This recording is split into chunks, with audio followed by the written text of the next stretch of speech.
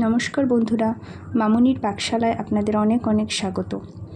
আজকে আমরা আলু সয়াবিনের তরকারি তৈরি করার জন্য 200 গ্রাম সয়াবিন গরম জলে সেদ্ধ করে নিয়েছি। আর 1 চামচ আদা বাটা, 1 চামচ জিরে আর শুকনো লঙ্কা একসাথে বাটা।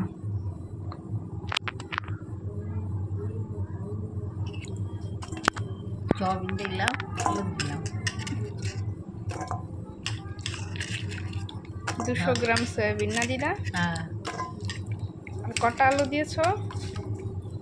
বুঝিনি তো। 6টা হবে। 6টা মতন আলু।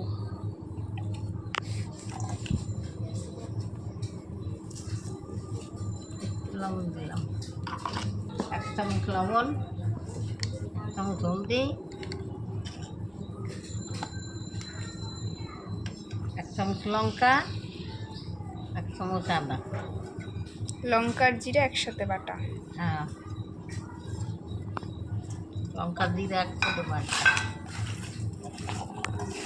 সব মশলা একসাথে মাখিয়ে নিলাম।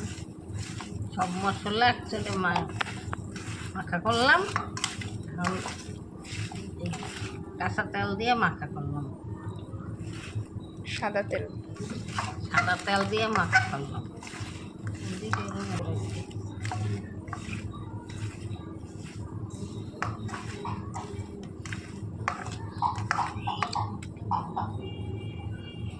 কড়াইতে একটু সাদা তেল দিয়ে দিলাম। এবার গোটা জিরে ফোড়ন দিয়ে দেবো।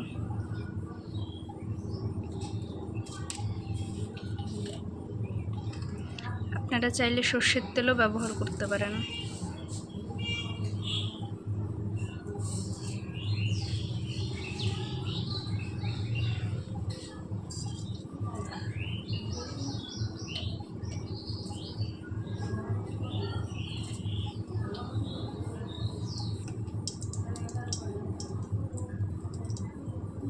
জিরা ফোড়ন হয়ে গেছে, এবার মেখে রাখা সয়াবিনটা দিয়ে দেবো।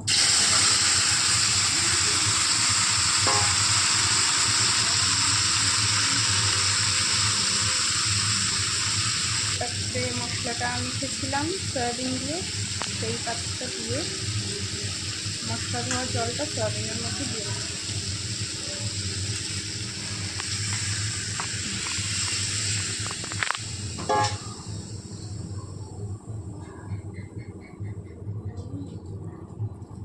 এখানে 2 মগ মতন জল দিলাম, সেদ্ধ হতে সময় লাগবে তার জন্য।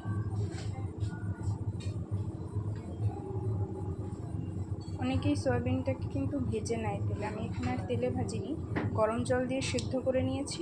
তারপর মশলা মাখিয়ে দিয়ে দিলাম কড়াইতে। তারপরে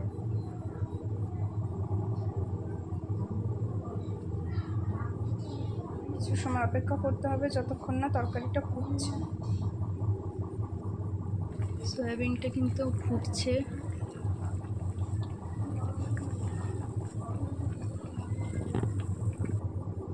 তিন টুকরো মতন দারচিনি নিয়েছি, এটা ভালো মতন বেটে তরকারি নামানোর আগে জাস্ট দিয়ে দেব। দারচিনি দেওয়ার পর খুব বেশি কিন্তু আর জাল দেব না, তাহলে দারচিনির যে সুন্দর ঘ্রাণটা আছে সেটা অনেক সময় নষ্ট হয়ে যায়।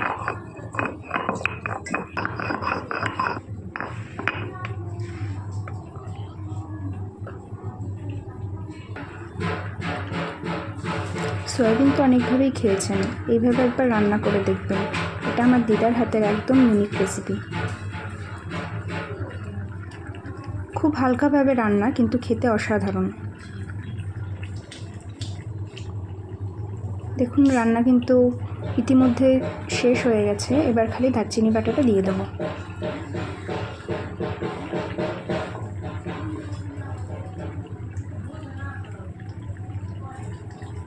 দারচিনি বাটাটা মিশিয়ে দিলাম, আমাদের রান্না পুরোপুরি কমপ্লিট।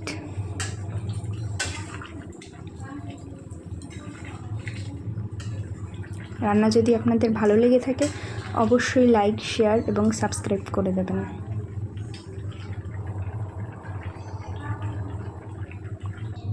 সবাই সুস্থ থাকবেন, ভালো থাকবেন।